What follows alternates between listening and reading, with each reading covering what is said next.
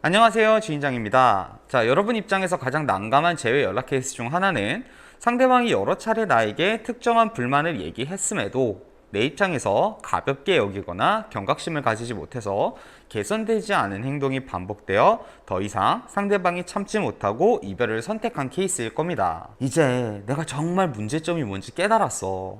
앞으로 내가 진짜 고칠게. 자, 이렇게 얘기를 해보지만 더 이상 상대방은 내가 변할 거라고 믿지 않고, 심한 경우에는 나는 더 이상 네 행동이 변하든 안 변하든 중요하지 않아.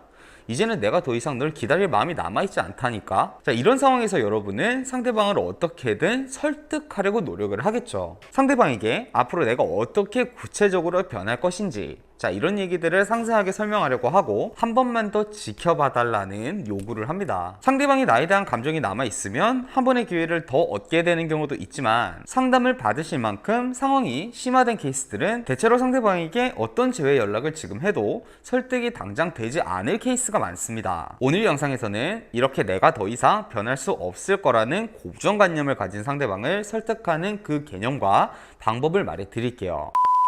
자, 충격적인 사실을 말씀드리자면 여러분의 애당초 상대방을 설득할 수 있는 패턴을 지금 전혀 사용하지 않고 있다는 사실을 인지조차 하지 못하고 있어요. 여러분 머릿속에서 떠오르는 깨달음을 상대방에게 전달하면 내 진심을 상대방이 알아줄 가능성이 있을 거야.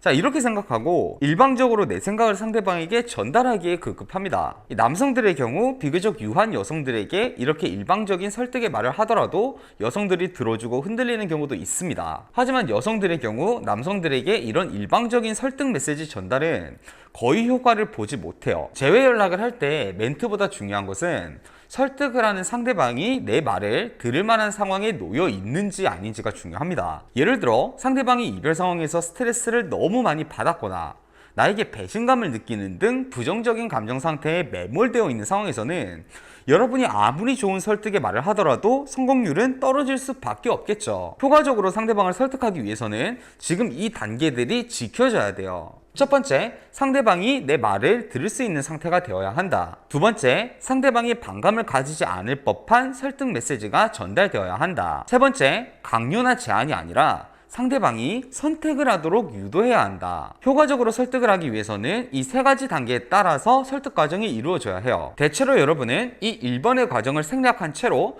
바로 2번에 이 설득 메시지를 전달하려고 하니까 상대방이 내 말을 제대로 들어보지도 않고 거절부터 하는 결과를 보게 되는 거예요. 사람은 스트레스를 받거나 감정적인 상태에서는 이성적인 사고가 마비됩니다. 자, 우리 또한 큰 슬픔을 느끼는 상황이나 스트레스를 받는 상황에서 상황 판단이 되지 않는 경험이 있었을 거예요. 자, 이런 상황에서 누군가가 나에게 계속 선택을 강요하고 설득을 한다면 그 사람에게 반감까지 생기는 경험도 있을 겁니다. 이 세 가지 단계를 하나씩 여러분한테 설명해 드릴게요. 자, 첫 번째, 상대방이 내 말을 들을 수 있는 상태를 먼저 만들어라. 자, 일정 기간 시간을 둔다, 상대방 입장에서 공감 메시지를 쓴다, 이런 여러분이 흔하게 접할 수 있는 재회 관련 자료들의 목적 또한 상대방이 내 설득을 들을 수 있는 상태를 만들기 위한 수단에 불과합니다. 자, 이 개념을 제대로 이해를 하지 못하는 상담사들이 곧바로 장문 문자를 구성하거나 자신들만의 고유한 방법론이라면서 장문 설득 카톡을 이용하는 경우가 있는데, 당연히 성공률이 나올 수가 없겠죠. 대화법이나 멘트 자체로 대화를 할 의지가 없는 상대방이 대화에 참여하도록 유도하는 일은 불가능한 것은 아니지만 효율성이 떨어집니다. 자, 이 개념을 쉽게 이해를 하려면 마케팅에 대해서 생각을 해보면 돼요. 만약 기업에서 신제품이 나왔는데 이 신제품에 대한 스펙 등을 나열하면서 꼭 구매를 해야 한다고 이렇게 선전을 하면 효과적일까요? 우리가 어떤 광고를 보는데 그 광고 메시지에 이 제품을 구매해야만 하는 그 이유들에 대해서 장문으로 쫙 나열하는 마케팅이 성공한 전례가 있을까요? 없겠죠. 마케팅의 기본적인 공식은 먼저 관심을 끌 수 있는 광고를 통해서 구매자들의 관심을 이끌어냅니다. 그리고 관심이 생긴 잠재 고객들이 그 상황에 대해서 상세하게 알아볼 수 있는 상세 페이지나 후기 등을 찾아보며 설득을 당하는 과정이 생긴 뒤에 최종적으로 구매처를 찾아서 구매를 하게 되죠. 재회랑 이런 물건 구매 과정이 다르다고 생각할 수 있지만 사실상 구조적으로 똑같습니다. 지금 여러분이 장문 카톡 등으로 일방적으로 상대방을 설득하려고 하는 것은 기업에서 자신의 제품을 강매하려고 여러분을 괴롭히는 행위와 별반 다르지가 않아요. 영업사원이 품질이 압도적으로 좋다거나 가격이 엄청나게 저렴하다는 말을 맨 앞에 하는 이유도 고객의 관심을 끈 뒤에서야 본격적으로 상품에 대한 설명을 하며 세일즈를 할 수 있기 때문이죠. 그래서 설득을 하기 전에 여러분이 가장 먼저 하셔야 하는 말은 상대방의 관심을 끄는 일을 해야 합니다. 상대방의 관심을 끄는 방법은 다양해요. 먼저 상대방이 지금 당장 내가 어떤 행동을 해도 관심을 가지지 않을 만큼 나에게 부정적인 감정에 매몰되어 있는 상태라면 그 부정적인 감정이 한 차례 해소될 환기 기간이 필요합니다. 만약 상대방이 감정적으로 매몰되어 있는 상태가 아니라면 굳이 환기 기간이 필요 없을 수도 있어요. 여러분이 흔하게 접하시는 내 가치를 입증한다라는 이 가치 입증의 개념 또한 이 타이밍에 필요한 방법인 거죠. 상대방이 내 말을 들을 수 있도록 나 자신의 가치를 증명하면서 상대방의 관심을 후킹하는 개념인 거예요. 상대방이 그 말을 끝맺음하지 않음으로써 미완성 효과를 기대하는 오픈루프라는 개념도 있습니다. 예를 들어서 너한테 하지 못한 말이 있는데 굳이 하지 않는 것이 더 나을 것 같아. 자, 이런 말을 하는 것 또한 내 말을 듣도록 상대방을 후킹하는 방법이에요. 내 말을 지금 완성시키지 않음으로써 상대방이 찝찝함과 답답함을 느끼도록 만드는 것이죠. 자, 이 영상에서는 설득 과정의 순서를 설명하는 것이 목적이므로 상대방의 관심을 끄는 다양한 방법들을 소개하지는 않겠습니다. 자, 두 번째, 반감을 가지지 않도록 설득 메시지가 전달이 돼야 한다. 자, 설득 메시지를 쓸 때 중요한 것은 상대방이 반감 없이 받아들일 수 있는 메시지여야 한다는 거예요. 대체로 내담자분들이 이별 후에 보내신 연락을 보면 와닿는 메시지를 쓰시는 경우가 크게 없습니다. 내 나름대로의 입장을 설명하면서 오히려 상대방의 화를 돋구거나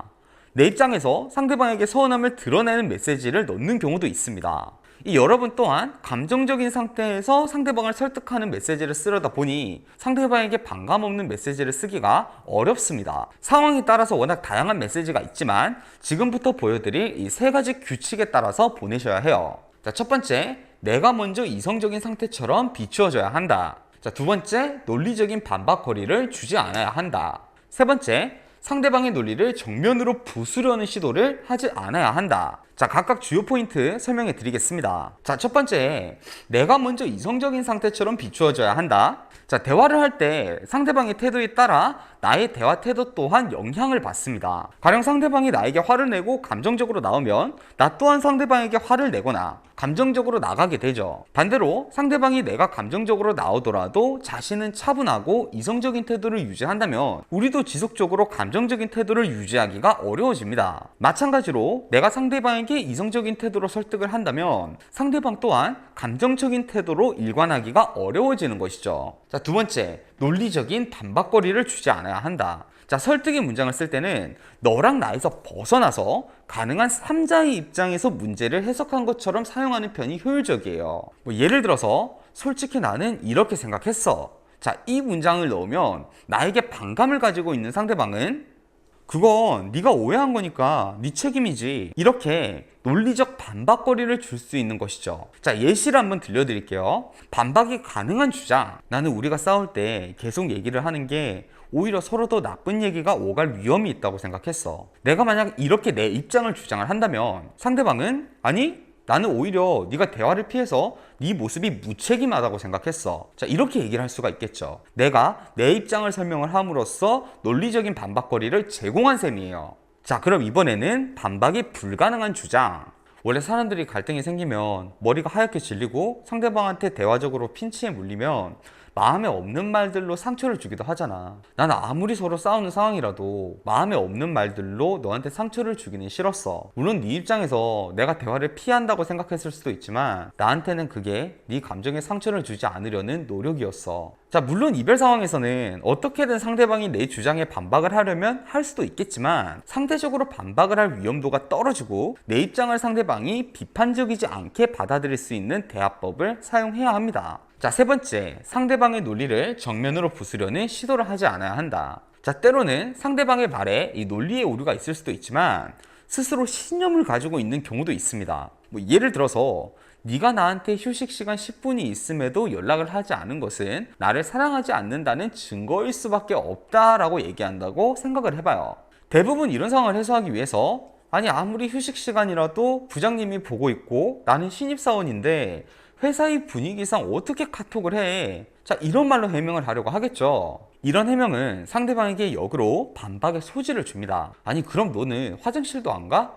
니네 회사는 화장실도 부장님이 따라오니? 이렇게 상대방의 화를 돋구는 결과가 생기는 것이죠. 이렇게 정면으로 상대방의 주장을 부수려는 시도보다는 같은 메시지더라도 상대방의 입장에 먼저 동의를 한 뒤에 얘기를 덧붙이시는 편이 효과적이에요. 네 입장에서는 그렇게 생각할 수도 있겠다. 그런데 회사에 있으면 내가 부모님이 하시는 연락도 사실 보기가 힘들어. 솔직히 말하면 손이 잘 안 가. 어떻게 들어온 회사인데 사소한 행동 하나에도 밉보일까봐 신경이 쓰이고, 그러다 보니까 퇴근하고 나면 맨날 기가 질려서 퇴근해. 사회에서 어느 정도 자리를 잡아야 내가 가족도 챙기고 너랑의 미래도 꿈꾸는데, 나도 회사 생활이 진짜 너무 지치더라. 이런 언어 패턴이 상대방의 반감을 사지 않을 수 있는 대화 패턴이겠죠. 자, 세 번째, 강요나 제한이 아니라 상대방이 선택하게끔 유도를 해야 한다. 자, 설득을 할 때 여러분이 범하시는 가장 큰 실수는 상대방에게 재회를 즉시 선택하게 만들려는 시도를 하는 것이에요. 한 번만 더 나를 믿어줘.